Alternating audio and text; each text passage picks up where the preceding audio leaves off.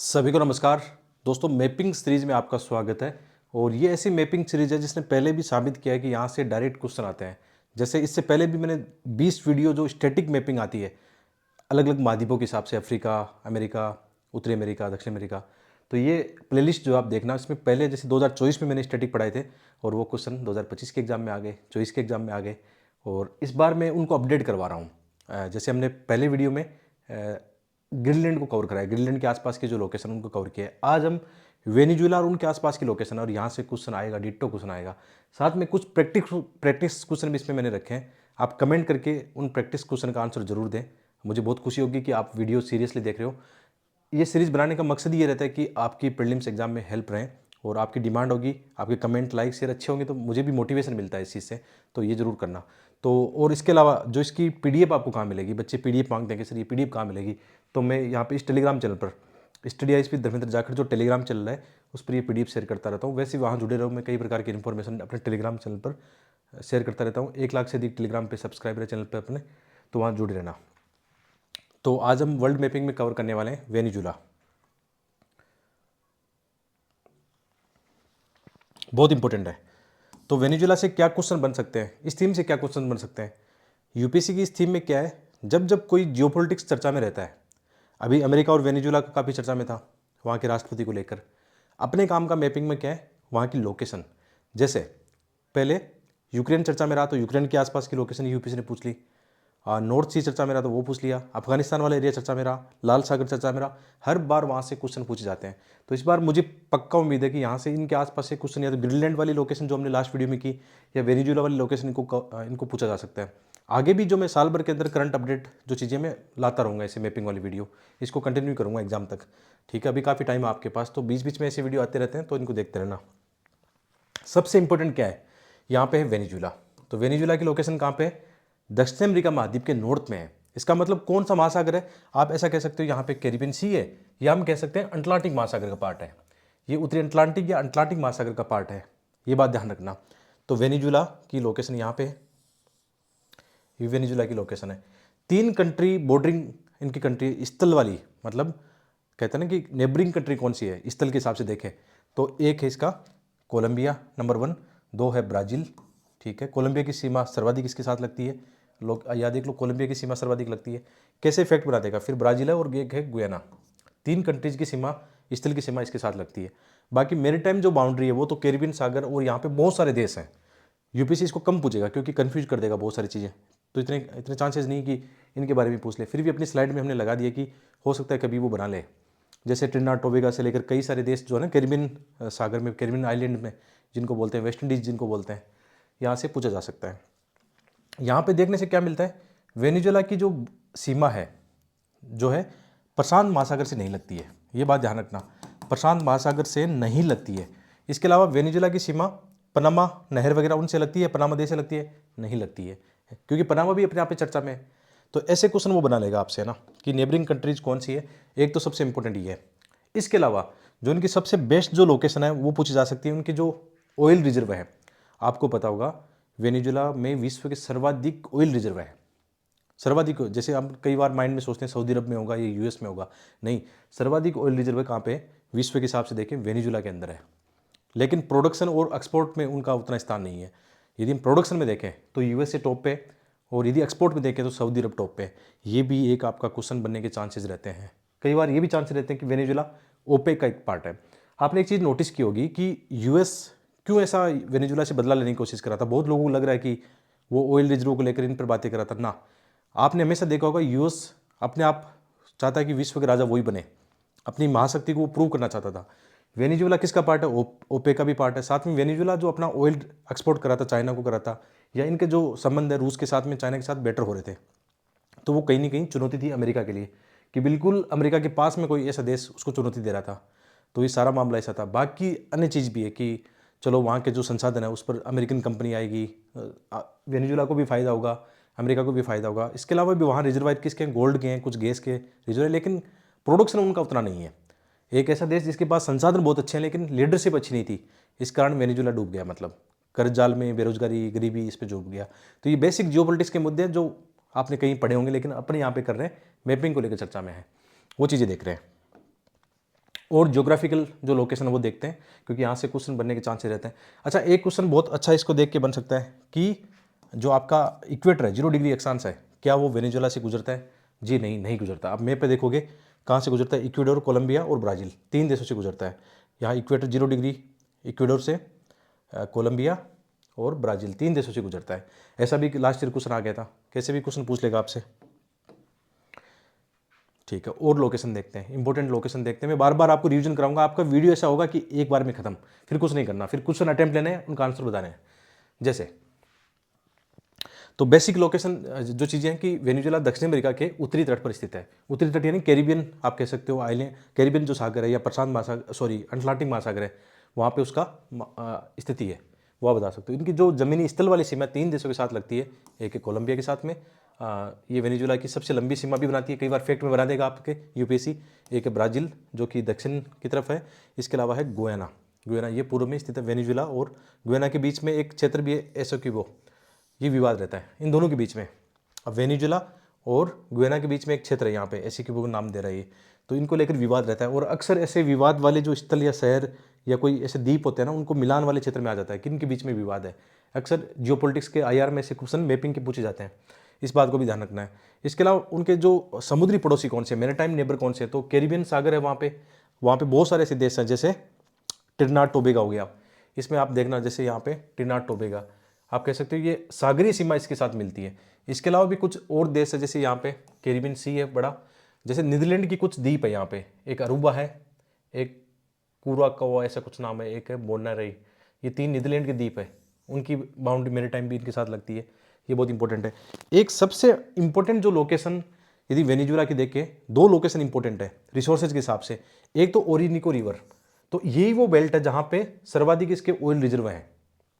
Venezuela के सर्वाधिक जो ऑयल रिजर्व बेल्ट कह सकते हो, तो वो है ओरिनिको। और ओरिनो की बहुत सारी सहायक नदी यहाँ पे, जैसे केरोनी सहायक नदी है, केरोनी की एक सहायक नदी है चूरन, ऐसे कुछ नदी है। जो आपका एंजिल जलप्रपात है, यहाँ पे देखना, एंजिल जल जो प्रपात है वो किस नदी पर है? कई बार फैक्ट देखते हैं ओरिनिको पे है या केरोनी नदी पर है या चुरुन नदी पर, तो वो चुरुन नदी पर। चुरुन नदी किसकी सहायक नदी है? केरोनी की है। केरोनी किसकी? ओरिनिको की सहायक नदी है। तो ये भी कई बार फैक्ट बन जाते हैं, इनको भी देखना है। इसके अलावा यहाँ पे एक नेशनल पार्क भी है, जैसे कैनीमा नेशनल पार्क, कई बार ऐसे बना देते हैं, मिलान वाले क्वेश्चन में आ जाता है। अच्छा, आपको पता होगा वेनेजुएला ना जो रेन फॉरेस्ट है अमेजन के, उस वाले पार्ट में भी आता है, ये भी ध्यान रखना है। अमेजन जो बेसिन है उसका भी ये एरिया वेनेजुएला में आता है। इसके अलावा एंडीज पर्वतमाला भी वेनेजुएला से होकर गुजरती है, ऊपर से शुरू होती है, आप कह सकते हो वेनेजुएला से शुरू होकर दक्षिण में चिली तक जाती है। ये क्वेश्चन लास्ट ईयर यूपीएससी ने पूछ लिया कि किन, ज्योग्राफी का पहला ही क्वेश्चन था कि किन देशों से एंडीज पर्वतमाला होकर गुजरती है। ये क्वेश्चन हमने पहले पढ़ा दिया था आपको। एक जो लिथियम ट्रायंगल वाला वो भी पढ़ाया था। कितने क्वेश्चन अपनी मैपिंग सीरीज डिट्टो आए हैं और बच्चों ने इतना प्यार दिया मैपिंग सीरीज को। ठीक है, तो इस प्रकार जो हम कर रहे हैं यहाँ से क्वेश्चन बनेंगे। और इंपॉर्टेंट लोकेशन देख लेते हैं जो आपको सर्वाधिक एग्जाम में पूछने के चांसेस है। एक जो यहाँ की लेक है माराकेबो लेक बहुत इंपॉर्टेंट है। एक तो ये दक्षिण अमेरिका की सबसे पुरानी लेकों में से एक है और बड़ी झील भी है, दक्षिण अमेरिका की सबसे बड़ी झीलों में से एक है, या सबसे बड़ी झील है, देखेंगे अभी फैक्ट, ये बहुत इंपॉर्टेंट है। यहाँ पे भी इनकी रिफाइनरी और ऑयल रिजर्व है यहाँ पे काफ़ी इनका। साथ में जैसे चूंकि इसका कनेक्ट कहाँ से हो रही है, ये देखने वाली बात है कि जो माराकेबो लेक है ना, वही तो इसको कनेक्ट करा रही है किससे? कैरिबियन सागर से इसको कनेक्ट करती है। जैसे आप कह सकते हो यहाँ पे वेनेजुएला की खाड़ी है, कई बार पूछ लेते हैं कि ये खाड़ी कौन सी? वेनेजुएला की खाड़ी है। ये कौन सी है? माराकेबो लेक है। और यहाँ पे एक छोटी जल संधि है, अभी उसका नाम देखेंगे कौन सी जल संधि है, अभी देख लेंगे, फैक्ट देख लेंगे। जल संधि भी कई बार पूछ लेता है। इसके अलावा यहाँ पे जैसे ये जो है ना ला गुआजिरा प्रायद्वीप, ये जो है ना, ये किसका है? ये कोलंबिया का है। और साथ में यहाँ पे एक प्रायद्वीप भी है, पारागुएना प्रायद्वीप है। तो इसको लेकर जो कोलंबिया ना, वो भी वेनेजुएला की खाड़ी है, इनको लेकर कई बार विवादित इनके स्थल देखने को मिलते हैं, क्योंकि संसाधनों को लेकर लड़ाई होती रहती है। तो कई बार देखना गल्फ ऑफ वेनेजुएला के पास में कौन से प्रायद्वीप है, ऐसे प्रायद्वीप को लेकर चर्चा में चीज़ें लोकेशन रहती है ना, वो पूछ लेता है। तो हमारी जो लोकेशन है इनको देखना बहुत जरूरी है। तो आपके लिए जो लेक माराकैबो ना बहुत इंपॉर्टेंट है। ये मतलब अफ्रीका की बहुत इसकी वेनेजुएला की और दक्षिण अमेरिका की एक इंपॉर्टेंट लेक है, इसको भी देखना जरूरी है। तो लोकेशन इंपॉर्टेंट आ रही है ना, ये बार बार रिवीजन होगा, मैं आपको बार बार रिवीजन कराता रहूँगा ताकि एक ही चैप्टर में खत्म हो जाए। अच्छा, एक इंपॉर्टेंट आपके लिए सोचना है, हमारा सीसेट का लाइव बेस 2 स्टार्ट हो चुका है। और एक बात ध्यान रखना, आप लोगों से एक रिक्वेस्ट है, हिंदी मीडियम के बच्चों को दिक्कत GS1 नहीं करता है, उनका बेसिक ह्यूमैनिटी जीएस सब्जेक्ट मजबूत होते हैं। कहाँ फंसते हैं? CCET में फंसते हैं। क्यों फंसते हैं? या तो उनको लगता है 27 क्वेश्चन करने आराम से कर लेंगे, और दूसरा उसकी प्रैक्टिस नहीं करते हैं। ठीक है, 2-3 चीज़ें, एक थोड़ा सा एक्यूरेसी, ये बहुत सारी चीज़ें लगती है उसके अंदर। तो CCET based to live start हो गया है। अपने ऐप है, ऐप का आप देख लो, ये लोगो है study with DJ. Math reasoning Saravan ji पढ़ाएंगे, जो IITN है, UPSC में सेलेक्टेड है 2 बार, वो पढ़ाएंगे। पैसेज इसमें मैं करवा रहा हूँ, और छोटी सी फीस अपने लाइव बैच की रखी है। अगले 3 महीने में हम CCET खत्म करवा देंगे। बैच 1 जो है इतना शानदार है, मतलब आप बच्चों की फीडबैक देख सकते हो, अपने ऐप की रिव्यू देख सकते हो, साथ में श्रवण जी ने जो CCET का वीडियो बनाया था एक, उसके कमेंट देखना। हज़ारों बच्चों ने इतना प्यार दिया जो बैच 1 में थे, उनका इतना शानदार हो गया। GS1 में उनको करवा रहा हूँ मेंटरशिप में। दूसरा हमारी ये प्री की मेंटरशिप है, जिसमें 40 के आसपास मिनी टेस्ट होंगे सेक्शन वाइज, और 10 फुल टेस्ट होंगे। साथ में बहुत सारी और भी चीज़ें, 15 मंथ्स का करंट अफेयर है। मैं इस पर लाइव करवाता हूँ, प्रैक्टिस करवाता हूँ बच्चों को, लाइव प्रैक्टिस करवाता हूँ, उनकी गलतियाँ सब फाइंडिंग करते हैं, फिर फुल टेस्ट लगता है। बहुत सारी चीज़ें इसमें चल रही है, बहुत सारा कंटेंट भी है। तो आपको जुड़ना हो इन दोनों में तो अपना ऐप है study with DJ, link description में, साथ में ये फ़ोन नंबर दिए गए। आपको कोई भी डाउट हो ना तो अपनी टीम से आप संपर्क कर सकते हैं। ये जो फ़ोन नंबर यहाँ पे दिए गए 95 वाले और 97 वाले, इन पे कॉल करके कोई भी जानकारी आपको लेनी हो किसी भी कोर्स के बारे में, तो आप यहाँ पे एक नहीं, इन्वायरमेंट का कोर्स भी है, इकोनॉमी का कोर्स भी है, करंट अफेयर भी है, मेंस के कोर्स भी है, आप जरूर जुड़ना। लेकिन CCET के लिए मैं बोलूँगा, क्योंकि हिंदी मीडियम की सबसे बड़ी जो समस्या है वो है CCET का, मतलब ये है। ये लास्ट बैच है, इसके बाद में CCET का लाइव बैच कभी नहीं आएगा। श्रवण जी भी फिर अपनी जो सर्विस है ज्वाइन कर लेंगे, तो मतलब अच्छा मौका है पढ़ने का। आगे बढ़ते हैं। तो इसमें ये इंग्लिश में दिया हुआ, जो चीज़ें उधर दी हुई थी वही चीज़ें रिपीट है, कोई दिक्कत नहीं, क्योंकि इंग्लिश मीडियम के बच्चे भी जब स्लाइड देखें तो उनको कंटेंट होना चाहिए पढ़ने के लिए। तो ये स्लाइड सेम रिपीट स्लाइड है, उसमें कोई दिक्कत नहीं है। आगे बढ़ते हैं। तो अब जानते हैं माराकाइबो जो ये झील है ना, माराकाइबो झील, मुझे ऐसा लगता है इसके बारे में इस बार कुछ ना कुछ बनेगा काम। इसकी लोकेशन आपने देख ली कहाँ पे, वेनेजुला के अंदर, पूरी तरह से वेनेजुला के अंदर स्थित है। तो UPSC भी ऐसे बना देगा कि नहीं ये तो कोलंबिया और वेनेजुला की सीमा पे नहीं, ये पूरी तरीके से किस में स्थित है, इस पर आप कह सकते हो अधिकार किसका है। इसका आप लोकेशन में देखोगे तो वेनेजुला का है। और ये किसके साथ जुड़ी हुई है? ये वेनेजुला की खाड़ी से जुड़ी हुई है। वहाँ पे कौन सी वो स्थल संधि जिनको जोड़ती है उसको भी हम अभी देखते हैं। ठीक है, तो भौगोलिक अवस्थिति आपने देख लिया। ये विशेषकर वेनेजुला के अंदर कैरिबियन सागर के साथ जुड़ती है, वेनेजुला की खाड़ी के साथ में। और इसका आकार ज़्यादा कोई खास नहीं है, मतलब आप कह सकते हो हाँ सबसे पुरानी झीलों में से एक है ये। और इसके अलावा ये दक्षिण अमेरिका की सबसे बड़ी झील भी मानी जाती है। ये भी इंपॉर्टेंट फैक्ट है। एक तो कहाँ स्थित है? वेनेजुला में स्थित है पूरी तरीके से। ठीक है, और सबसे बड़ी झील है, सबसे पुरानी झील है, ये इंपॉर्टेंट है। इसके अलावा ऑयल रिजर्व इनके लिए जानी जाती है। अच्छा, एक यहाँ पे खास नेचुरल फिनोमिना होता है जो पूछा जा सकता है एग्जाम में, वो है केटा टुम्बो लाइटनिंग। केटा टुम्बो लाइटनिंग, इसका मतलब क्या है? यहाँ साल में, मतलब आधे आधे दिनों में, लगभग 150-160 दिन में यहाँ लाइटनिंग बहुत अच्छी होती है। मतलब ऐसा कहते हैं कि जब जहाज यहाँ पे आते हैं कैरिबियन सागर से, तो उनको एक शानदार परिदृश्य मिलता है, उनके एक तरह से लाइट हाउस का काम करती है वो। तो ये घटना जो है केटा टुम्बो लाइटनिंग जो है वो यहाँ पे देखने को मिलेगी, विशेषकर ये क्षेत्र वाला जो है। यहाँ मुझे लग रहा है वो जलसंधि यही है, मतलब केटा टुम्बो नाम ही है इनका। एक नदी भी यहाँ पे केटा टुम्बो नाम की नदी भी है। तो ये इंपॉर्टेंट फैक्ट है जो पूछे जा सकते हैं। आर्थिक महत्व क्या है? यहाँ पे बहुत सारे तेल उत्पादक जो क्षेत्र है, भंडार मतलब आप कह सकते हो यहाँ पे। इसके अलावा जो है यहाँ पे बहुत सारी और भी चीज़ें। झील का दक्षिणी भाग मीठे पानी का है, जबकि उत्तरी भाग ज्वार के कारण खारा है। ऊपर से सागर का जल आता है, नीचे से नदियों का जल आता है। वो नदी कौन सी है? ये कटाटुम्बो नदी है, इस झील में गिरने वाली सबसे बड़ी नदी है। तो ये नदियाँ भी पूछ सकते हैं, झीलें भी पूछ सकते हैं। इसके अलावा यहाँ पर्यावरणीय समस्या भी है, तेल का रिसाव होता रहता है, ये एक संकट है। इसके अलावा एल्गी ब्लूम, जो शैवाल प्रपुष्टन होता है, कई बार ज़्यादा मतलब अमोनिया ये होता है ना, तो झील के अंदर ग्रीन शैवाल ये ज़्यादा हो जाते हैं, बहुत ज़्यादा पोल्यूशन हो जाता है, तो अन्य सागरीय जीव मर जाते हैं। तो वो घटना भी यहाँ पे पर्यावरणीय संकट भी देखने को मिलता है। इसके अलावा आपने नेचुरल फिनोमेना देख लिया। ये वर्ड बार बार, अच्छा बहुत ही प्यारा वर्ड है, मैंने इसको यूट्यूब पर देखा, बहुत अच्छा लगा देख के। मतलब रंगीन जो लाइटनिंग बहुत ज़्यादा हो रही थी उसमें। ये मतलब ऐसा यहाँ का मौसम ही ऐसा बनता है, ऐसी घटनाएं यहाँ बनती है कि वो ज़्यादातर बिजली, लाइटनिंग, थंडिंग, ये जो बोलते हैं ना, थंडरिंग बोलते हैं, घटनाएं होती रहती है, गर्जन, बिजली, ये सब होती रहती है। तो ये इसके माराकाइबो झील के बारे में बहुत सारे फैक्ट आपने देख लिए। और माराकाइबो झील है ना, वेनेजुला की खाड़ी से जुड़ती है किस जल संधि के माध्यम से, वो भी देख लेते हैं। तो उस जल संधि का नाम है, उसका नाम है ये टाबलाजो, टाबलाजो स्टेट, टाबलाजो जल संधि। ये इसको जोड़ती है, किसको जोड़ती है? वेनेजुला की खाड़ी से जोड़ती है, कि स्टेट है, जल संधि है, उसका नाम है टाबलाजो। अजीब से नाम होते हैं यहाँ के, नाम अजीब से सारी। थोड़ा सा एक दो बार देखोगे तो देख लोगे ना। तो इसके बारे में जानकारी की, लार्जेस्ट लेक साउथ अमेरिका है। वेनेजुला का पेट्रोलियम इंडस्ट्री यहाँ पे है। साथ में यहाँ पे जो भी लाइटनिंग वाला फिनोमिना घटता है वो इंपॉर्टेंट है यहाँ का। इसके अलावा बहुत सारे इन्वायरमेंट यहाँ पे कंसर्न है, चाहे ऑयल जो वहाँ पे बहुत सारा लेक में जीवों को नुकसान पहुँचा सकता है, और इसके अलावा जो एल्गी ब्लूम्स की घटनाएं होती है वो घटनाएं यहाँ पे इंपॉर्टेंट है, तो इसको पूछा जा सकता है। तो लोकेशन के हिसाब से देखें, अच्छा ये नदी भी अभी हमने देखा, हमने जो काटाम्बूर रिवर है कहाँ जाके गिरती है, उसी में जो झील है मैराकाबू झील में गिरती है। और ये स्ट्रेट है जो उनको जोड़ती है, किसको, वेनेजुला की खाड़ी को और माराकाइबो झील को। कौन सी स्ट्रेट जोड़ती है, टालबाजो स्ट्रेट, ताबलाजो, तबलाजो तबलाजो, तबला तबला याद रख लो, तबला बजाओ, तबला बजाने वाली स्ट्रेट, तभी तो लाइटनिंग होती है। सब याद रह जाएगा ना, ऐसे कुछ याद रख लेना। ओके, तो ये जो है तबला जो स्टेट, ये किसको जोड़ती है, ये सब हो गया ना। तो यहाँ पे देखो ये रहा, ये लेक मार्काइबो है और ये है वेनेजुला की खाड़ी, इसको जोड़ती है ये लेक, मतलब सॉरी स्टेट, जल संधि जो जिसको बोलते हैं। जल संधि मतलब दो जल वाली बॉडीज को जोड़ने वाली, ठीक, उसको बोलते हैं। तो यहाँ पे, और यहाँ पे वो भी है, मतलब बंदरगाह भी है ना, मार्काइबो बंदरगाह। इसकी राजधानी कौन सी है, काराकस। इसकी राजधानी की स्थिति भी पूछ सकते हैं कि वो तो आंतरिक, जो काराकस राजधानी है जहाँ से उठा के ले गए थे उसको राष्ट्रपति को ना, वो वाली है। इसमें ऐसा आ सकता है काराकस मार्काइबो झील के पास में स्थित है, ऐसा फैक्ट बन जाएंगे, देख लेना यूपीसी कैसे फैक्ट फ्रेम कर देगा इसमें। इंपॉर्टेंट इनके बंदरगाह और लोकेशन के बारे में पूछ सकते हैं। ये दो प्रायद्वीप इंपॉर्टेंट है, अभी हमने पहले भी पढ़ा था, ये पूछे जा सकते हैं।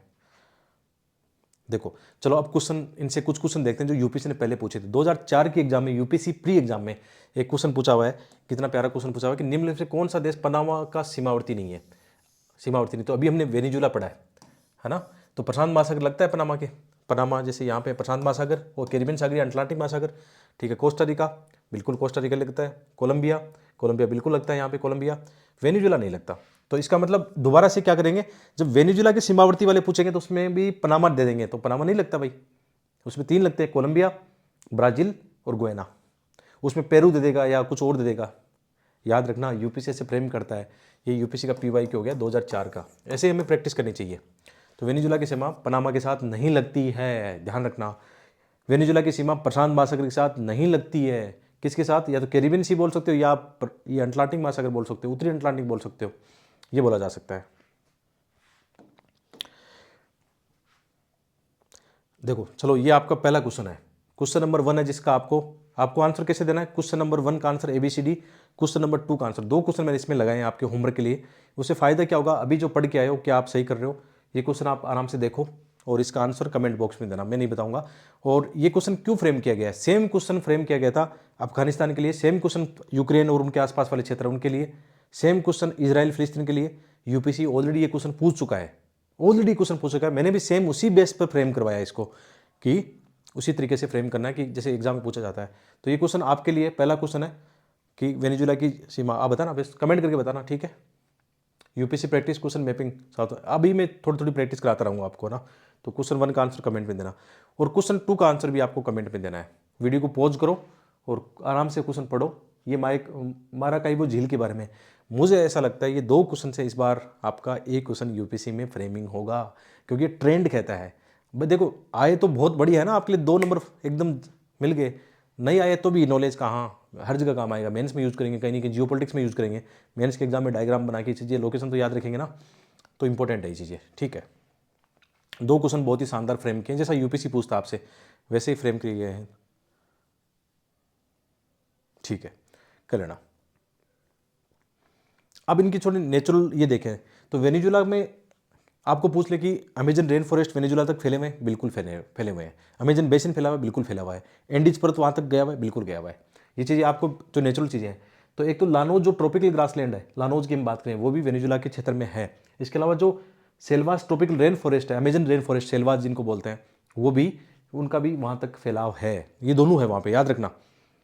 लानोज ट्रॉपिकल ग्रासलैंड भी है और सेल्वास ट्रॉपिकल रेन फॉरेस्ट वो भी वहाँ पे है, ठीक है, ये उस एरिया में है। जैसे आपको पूछ ले पंपास घास के मैदान है, तो पंपास वहाँ नहीं है, ठीक है, वहाँ कौन से लानोज है, ऐसा करके पूछ लेते हैं कई बार वो, क्योंकि कई बार पूछ लेना कौन से जैसे अमेजन के पार्ट है, कौन से कांगो बेसिन के पार्ट है, तो ऐसे भी पूछा जा सकता है। ये एक नेचुरल इसका जो हमने पहले भी पढ़ी थी, लेकिन मैं रिवीजन करा देता हूँ इसको जल्दी से। इसके अलावा एंजिल जलप्रपात के बारे में पूछा जा सकता है।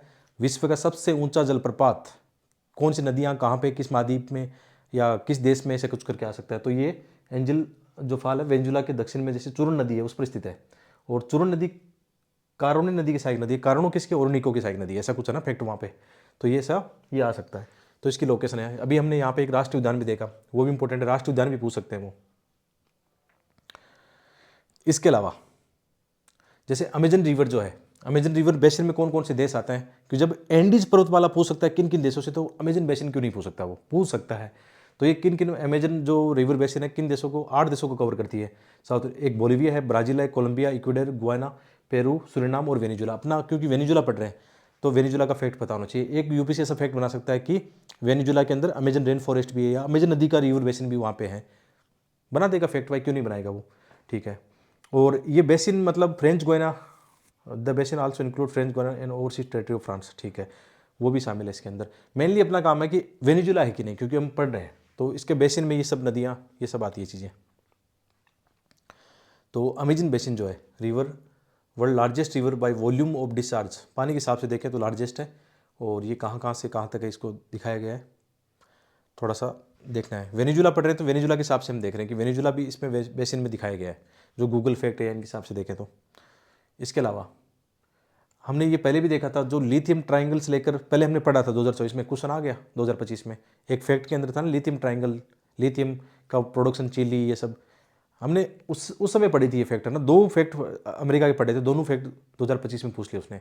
उससे पहले 2024 के अंदर मैपिंग वाले क्वेश्चन पूछ लिए, यानी जो हमने सीरीज चलाई थी उस सीरीज का फायदा प्रैक्टिकली देखने को मिल रहा है। जो बच्चे अपने को देख रहे हैं उनको सबको पता है, आप कमेंट करके भी बता सकते हो ये बात कि हिसाब से हम चल रहे हैं। तो जैसे लिथियम ट्राइंगल को लेकर ये आजकल है। अच्छा, ये खनिजों की एक थीम है यूपीसी की है ना, आजकल जो नए मिनरल्स है ना, क्रिटिकल मिनरल्स है, उनको लेकर भी यूपीसी क्वेश्चन पूछ सकता है।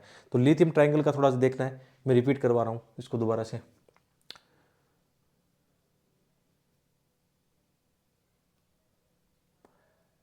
काराकस लोकेशन कहाँ पे है, अपन इस मैप को जूम करके भी देखें तो और लोकेशन हमें पता लगेगी, ठीक है। काराकस राजधानी कहाँ पे है, ये हमारा कभी बंदरगाह भी उनका हो गया हम, ठीक है। ओरनिको बेसिन वगैरह वो भी दिख रहा है इसमें। ट्रिनिडाद टोबैगो इसके बिल्कुल नज़दीक है, मेरे टाइम के हिसाब से देखें तो एक बिल्कुल नज़दीक देश स्थित है यहाँ पे। और भी बहुत सारे सेंट विंसेंट, ये वेस्ट इंडीज़ वाले जो आते हैं ना वहाँ से द्वीप, वहाँ से बहुत सारे द्वीप ये देश कह सकते हैं अपन। यहाँ पे भी आप देखोगे वेनेजुला के नेबरिंग कंट्रीज, दोबारा रिपीट कर लेना, प्रैक्टिस कर लेना इनको, बाकी मैंने क्वेश्चन में लगा दिया इनको लेकर। ये क्वेश्चन आया था 2025 की प्री एग्जाम में, ये क्वेश्चन आया था कि संसाधन के हिसाब से तो अपना चिली लिथियम हमने पढ़ा था, तो एक फैक्ट तो अपना हो रहा है वहाँ, हालांकि तीनों सही है, लेकिन अलग अलग महाद्वीप हिसाब, अलग अलग देश के हिसाब से हम संसाधन जो देखते हैं ना, तो ये मिलान वाले में आ जाता है। जैसे अभी ऑयल को लेकर इनको लेकर आ सकता है क्वेश्चन, ऑयल प्रोडक्शन को लेकर। इसके अलावा जो एंडीज पर्वतमाला है, ये क्वेश्चन 2025 में आ चुका है, क्योंकि क्यों पढ़ रहे हैं यहाँ पे, तो एंडीज यहाँ पे 7 देशों में, लगभग कितने देशों में, 7 देशों में ना। तो साउथ से शुरू करें तो यहाँ पे अर्जेंटीना और चिली है ना 2, बोलिविया 3, पेरू 4, इक्वेडर 5, कोलंबिया 6 और वेनेजुला 7, ठीक है। तो इनमें से यूपीसी ने क्या पूछा, जो आपका पराग्वे है वो ब्राज़ील है, इनमें से एंडीज पर्वतमाला नहीं गुजरती है, ये क्वेश्चन पूछा था 2025 की प्री में ज्योग्राफी का। तो वेनेजुला में से शुरू होती है आप कह सकते हो, लास्ट तक मतलब अर्जेंटीना चिली वहाँ तक जाती है, तो ये एंडीज पर्वतमाला है, ठीक है। और लेक टिटिका भी वहाँ पे है, देख लेना। अब ये क्वेश्चन 2025 के एग्जाम में यूपीसी ने पूछा है, एंडीज पर्वतमाला श्रृंखला कितने देशों को गुजरती है, और ये हमने 2024 की मैपिंग में डिट्टो कर लिया था, यही स्लाइड थी वहाँ पे। मैं इस स्लाइड को दोबारा लगाया कि वेनेजुला के चक्कर में लगाना पड़ा, कि वेनेजुला में क्या क्या चीज़ें हैं उसके हिसाब से लगाना पड़ा। तो ये क्वेश्चन जब आ रहे हैं उस थीम से, तो आपको ये देखना पड़ेगा कि हमारी ये मैपिंग वास्तव में इंपॉर्टेंट है, काम आ सकती है। इसके अलावा मतलब जैसे आपने देखा होगा कुछ कुछ प्राकृतिक नेचुरल रूप से किसी महाद्वीप को बांटा जाता है, जैसे आपने कांगो बेसिन देखा, वहाँ से यूपीसी ने 2-3 बार क्वेश्चन पूछ लिया कांगो बेसिन। तो हमें ये भी देखना होगा कि वेनेजुला नेचुरल हिसाब से किन क्षेत्रों में आता है। तो जैसे गोयना हाईलैंड है, गोयना जो हाईलैंड है वो विशेषकर कहाँ से, 6 देशों से होकर गुजरता है। कौन से देश है इसके अंदर, साउथ अमेरिका के 6 देश गोयना हाईलैंड में आते हैं, एक तो ये देखने वाली बात है। साथ में ये गोयना हाईलैंड में कौन सी नदियाँ, अमेजन नदियाँ, ओरोनिको नदियों के बारे में। तो गोयना हाईलैंड में वेनेजुला भी है, याद रखो। ऐसा आ सकता है कि गोयना हाईलैंड के कौन से देश पार्ट है कि नहीं, क्योंकि वेनेजुला हम पढ़ रहे हैं तो हमें दक्षिण अमेरिका की ये नेचुरल जो चीज़ें हैं जिसके हिसाब से प्राकृतिक रूप से उनको बांट रखा, वो भी हमें पता होना चाहिए, ठीक है। तो जो गोयना हाईलैंड है, चूँकि वेनेजुला गोयला हिंड का पार्ट है, तो वहाँ पे वेनेजुला भी आता है, गोयना भी आता है, सुरिनाम भी आता है, फ्रेंच गोयना, ब्राज़ील, कोलंबिया और कंबोडिया, ये फ्रेंच उसके पार्ट है, मतलब गोयना हाईलैंड के पार्ट है। इसके अलावा अमेजन रिवर बेसिन हमने पहले देख लिया कि अपना वेनेजुला उससे गुजरता नहीं गुजरता। और भी देश कौन से गुजरते हैं वो आप देख लेना। अमेजन रिवर बेसिन का भी दोबारा ये आ सकता है, ठीक है। इनको मैप में देखें यदि, तो ये देखना ऐसे इसको डिवीजन देखें। और चूंकि यूपीसी का एक पुराना क्वेश्चन है 1998 का क्वेश्चन है ना, उसमें दक्षिण अमेरिका महाद्वीप का एक ऐसे मैप दिया, दोबारा भी आ सकता है। और इन मैप में दिखाया कि इनमें से कौन सा डिवीजन है, दक्षिण अमेरिका का कौन सा प्राकृतिक रूप से भौतिक क्षेत्र है, उसके हिसाब से देखा। तो इसमें जो 3 नंबर दिखाई दे रहा है ना, वो है अपना गुयाना हाईलैंड। जैसे इसका आंसर क्या है, ए आंसर है ना। तो 3 नंबर गुयाना उच्च भूमि का क्षेत्र है। तो उसके अंदर अभी हमने देखा कितने देश थे, मतलब गुयाना हाईलैंड यहाँ पे देखो, ये मतलब कई देशों से गुजर रहा है। मतलब यहाँ पे हो गए ना फ्रेंच गुयाना, सुरीनाम, गुयाना, इसके अलावा वेनेजुला, कोलंबिया, ब्राज़ील, कितने देश आ गए इसमें फ्रेंच इसमें गुयाना हाईलैंड में। इसके अलावा अमेजन बेसिन में कितने देश आ रहे हैं, जहाँ से गोला गुजर रहा है आप आराम से देख लेना। तो इसके अंदर अमेजन बेसिन में कितने देश आ गए। और इसके अलावा ब्राज़ीलियन जो शील्ड है, आपने देखा ब्राज़ीलियन शील्ड में यहाँ पे गोल्ड बहुत अच्छा मिलता है, क्योंकि एक समय दक्षिण अमेरिका और अफ्रीका जुड़े हुए थे, तो वहाँ पे घाना में भी गोल्ड मिलता है और यहाँ पे भी गोल्ड शील्ड मिलते हैं। पुरानी जो पठारी भूमि है ना, उसमें ये गोल्ड या धात्विक खनिज बहुत ज़्यादा मिलते हैं। तो ये ब्राज़ील शील्ड होगी। इसके अलावा इसको बोलते हैं एंडीज। एंडीज तो खैर ऊपर तक गया हुआ है। इस मैप से देखेंगे एंडीज ना केवल अर्जेंटीना में है बल्कि चिली में भी है, बोलिविया में है, पेरू, इसके अलावा इक्वाडोर, कोलंबिया, ये सब है। इक्वेटर भी कहाँ कहाँ से गुजरता है वो देख लेना। जैसे इक्वाडोर हो गया, कोलंबिया हो गया और ब्राज़ील, 3 देशों से इक्वेटर गुजरता है, ठीक है। ऐसे क्वेश्चन बन जाएंगे कई बार। तो फिजिकल डिवीजन अपन देखें तो सबसे पहले ए वाला जो है 1 नंबर एंडीज है, इनको समझना होता है, ये एंडीज है। दूसरा ब्राज़ील शील्ड है, यहाँ पे देखा ये ब्राज़ील शील्ड है। 3 नंबर का गुयाना उच्च भूमि है, जिसमें वेनेजुला भी अपना एक पार्ट है, ठीक है। और 4 अमेजन बेसिन है, 4 यहाँ पे दे रखा है, ये अमेजन बेसिन है 4 नंबर। तो ये भी हमारा क्लियर हो गया यहाँ पे, है ना। और इसमें भी आ गया अपना। तो वेनेजुला जो है ना इंपॉर्टेंट लोकेशन होगी, इससे एंडीज भी गुजरता है, अमेजन बेसिन में भी आता है, गुयाना उच्च भूमि का भी पार्ट है, और अमेजन जो रेन फॉरेस्ट है उनका भी पार्ट है। इसलिए नेचुरल फिनोमेना आपने देख लिया ना, तो आपको बहुत ज़्यादा क्लियर हो गया मामला, ठीक है। इसके अलावा वेनेजुला की जो ऑयल फील्ड है कहाँ पे, मुख्यतः जो सर्वाधिक ऑयल फील्ड है वो ओरनिको बेल्ट में, जो अभी हमने देखा ओरनिको नदी और वहाँ पे सर्वाधिक ऑयल बेल्ट है। इसके अलावा जो माराकाबो झील है उसके आसपास भी काफ़ी आपको ये देखने को मिलेंगे। और ये थोड़ा इसके बारे में बताते हैं कि जो ऑयल है ना उतना अच्छा नहीं है, मतलब अंतर्राष्ट्रीय मानकों के हिसाब से देखें इनको निकालना बहुत ज़्यादा टेक्नोलॉजी ये खर्चा ना है, और अंतर्राष्ट्रीय में इतनी डिमांड नहीं है इसकी जितनी और तेल की डिमांड है। चाहे उसके अंदर बहुत सारी चीज़ें हो सकती है कि थोड़ा मीठा होता है या सल्फर की मात्रा कम ज़्यादा जो भी है। तो एक काम कर लेना, आपके लिए एक होमवर्क होगा, मुझे ऐसा लगता है यूपीसी में एक क्वेश्चन आएगा कि जो वेनेजुला का ऑयल है ना उसकी विशेषताएं और रशियन जो ऑयल है उसकी विशेषता आ सकती है, या यूएस का जो ऑयल है उसकी विशेषता आ सकती है। ये ध्यान रखना, एक आपके लिए होमवर्क आज गूगल कर लेना, ठीक है। ये क्वेश्चन आ सकता है कि क्योंकि एक बार क्या हुआ था जब ब्रंट ऑयल जो ऊपर वाला नॉर्थ सी वाला ऑयल है चर्चा में रहा था, उसी साल उसके 1-2 साल में 2 क्वेश्चन आ गए थे प्री के एग्जाम में, 2012-13 के एग्जाम में। जो ब्रेंट ऑयल है उसकी विशेषताओं को लेकर सल्फर की मात्रा, मीठा, खारा जो भी है वो देख लेना। तो इसका भी मुझे ऐसा लगता है एक क्वेश्चन बनेगा। बाकी लोकेशन के हिसाब से देखें वेनेजुला का सबसे अधिक ऑयल ये बना देगा फैक्ट, ओरनिको बेल्ट जो है, ओरनिको नदी है, उनकी सहायक नदी है, उनके आसपास आपको सर्वाधिक इनके तेल की मात्रा मिलेगी। लेकिन उतना निकालना इसको मुश्किल है, बहुत सारे टेक्नोलॉजी से लेकर बहुत सारी समस्याएं इसको देखने को मिलेगी। इसमें लिखा भी है कि ये अत्यधिक भारी कच्चा तेल होता है, अत्यधिक चिपचिपा और घना होता है, जिसे पारंपरिक कच्चे तेल की तुलना में इसे निकालना बहुत कठिन और अधिक महंगी टेक्नोलॉजी है। मैक्सिको खाड़ी में काफ़ी तेल निकलता है, वो काफ़ी बेल्ट है वहाँ का। अब हम देखें ऑयल की जब बात चल रही है तो वेनेजुला कहाँ स्टैंड करता है। तो यदि रिजर्व के हिसाब से देखें तो ऑयल के मामले में वेनेजुला वाकई टॉप में है, कि आने वाले वक्त में तो जब टेक्नोलॉजी सब कर लेंगे तो वेनेजुला काफ़ी प्रोडक्शन दे सकता है। मतलब आप जानते हो ऊर्जा है तो देश की इकोनॉमी है, और ऊर्जा जिनका ऊर्जा पे अधिकार है वो विश्व पे राज करते हैं। टेक्नोलॉजी पर राज है, स्पेस पे है या डिफेंस पे या एनर्जी पे है, तो वो हमेशा ध्यान रखो राज करते हैं। तो अमेरिका का एक हिडन आप कह सकते हो, ये भी हो सकता है कि आने वाले वक्त में उनकी कंपनियां यहाँ से ऑयल प्रोडक्शन करें। और आपने देखा होगा जहाँ जहाँ मतलब मिडिल ईस्ट में देखो अमेरिकन कंपनियां राज कर रही है पूरी, है ना। अमेरिका हमेशा अपना नेशनल इंटरेस्ट सबसे ऊपर रखता है, वो किसी के बाप से नहीं डरता, मतलब है ना, दूसरों को डराता रहता है, लेकिन वो बहुत ज़्यादा अपनी हेजोमनी या कह सकते हैं क्या बोलते हैं उसको, अपनी दादागिरी, है ना, वो थोपता रहता है विश्व पे। तो वेनेजुला टॉप पे है, ठीक है। सबसे प्रोडक्शन देखें बिलियंस ऑफ बैरल के मामले में देखें वेनेजुला में 302 BBL, सऊदी अरब सेकंड स्थान पे, ईरान थर्ड पे है, कनाडा फोर्थ पे, यूएस का स्थान तो 9-10वें पर आता है लेकिन प्रोडक्शन के मामले में नंबर 1 है। अब आप सोचो कितना चालाक देश है। ऑयल रिजर्व के मामले में ये मतलब कोई 9-10वें नंबर पर आता है, और विश्व में प्रोडक्शन के स्थान पर नंबर 1 है। और ये एक्सपोर्ट भी नहीं करता क्योंकि अपनी इकोनॉमी को डेवलप कर रहा है, एक्सपोर्ट में सऊदी अरब टॉप पे आता है। इतना मतलब संसाधन उसके पास है, फिर वो एक्सपोर्ट नहीं कर रहा, निकाल रहा ज़्यादा है। इसका मतलब देश की इकोनॉमी डेवलप कर रहा है। और जो देश अपनी देश की आंतरिक इकोनॉमी को डेवलप करता है वो देश हमेशा आगे निकलता है। तो ये चीज़ें फैक्ट याद रखना। वेनेजुला नंबर 1 है, सऊदी अरब 2 पे, ईरान 3 पे, कनाडा 4 पे। इसमें तो भारत का स्थान ही नहीं है। हम तो खुद अपना 70-80% अपन मंगवाते हैं। कहाँ से मंगवाते हैं अपन? मिडिल ईस्ट से और रूस से, यहाँ से मंगवाते हैं। इसके अलावा यदि हम डेटा देखें, इनको प्रोडक्शन के हिसाब से देखें तो यूएस टॉप पे है। वो 20 मिलियन बैरल प्रतिदिन के हिसाब से निकाल रहा है, और साल भर का मेरे हिसाब से इतना मिलियन प्रोडक्शन वो कर रहा है इतना।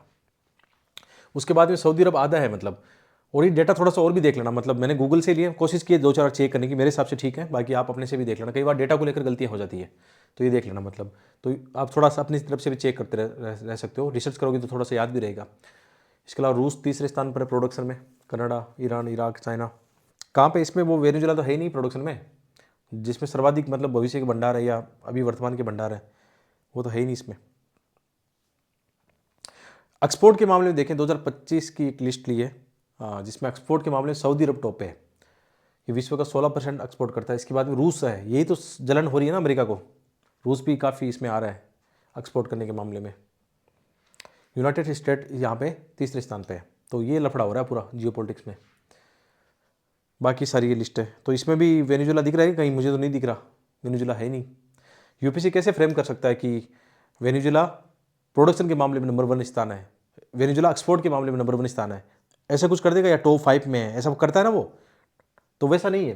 टॉप 5 में कहीं नहीं है, मतलब एक्सपोर्ट में भी नहीं है और आपका प्रोडक्शन में भी नहीं है। टॉप 5 में या टॉप 10 में सब नहीं दिख रहा है वो। ऐसा कुछ बना देगा फैक्ट। तो ये वो बेल्ट है, ओरेनिको जो रिवर वाला बेल्ट है, जहाँ सर्वाधिक वेनेजुला का ऑयल प्रोडक्शन होता है, इस बेल्ट के अंदर होता है। ठीक है। इसकी राजधानी काराकस आपको बिल्कुल सागर के किनारे दिखाई दे रही है। उसको उठा के ले गए थे ना वहीं से उनके राष्ट्रपति को सागर से वहीं से आए, उठा के ले गए बगल में एकदम। इसके अलावा वेनेजुला किसका पार्ट है? ये ओपेक ऑर्गेनाइजेशन है, organisation of the petroleum exporting countries. और ये फाउंडिंग मेंबर भी उनका रहा है। जब 1960 में बगदाद में इसकी स्थापना हो रही थी, उसमें वेनेजुला, तो यूएस के चुप तो पहले रहा था, ये काफ़ी चुप रहा है ना, क्योंकि ये ऑयल प्रोडक्शन को काफ़ी मतलब जो ओपेक संगठन आप जानते हो तेल की कीमतों को बढ़ाने घटाने में कितना रोल रहता है इसका। तो इसके अलावा एक ओपेक प्लस मेंबर भी है। जैसे इसके अंदर 12 मेंबर है ओपेक में ना, 12 मेंबर है। और इसकी खास बात क्या है, इसका मुख्यालय ना उन मेंबर सदस्यों में नहीं है, इनके मुख्यालय, उनका मुख्यालय ऑस्ट्रिया वियना में। देखो ये एक रोचक बात है इसकी। ठीक है। ऐसा भी यूपीसी जब फैक्ट बनाता है तो ऐसे ही बनाता है। तो 1960 में जब स्थापना होती है तो फाउंडिंग मेंबर के रूप में वेनेजुला रहता है।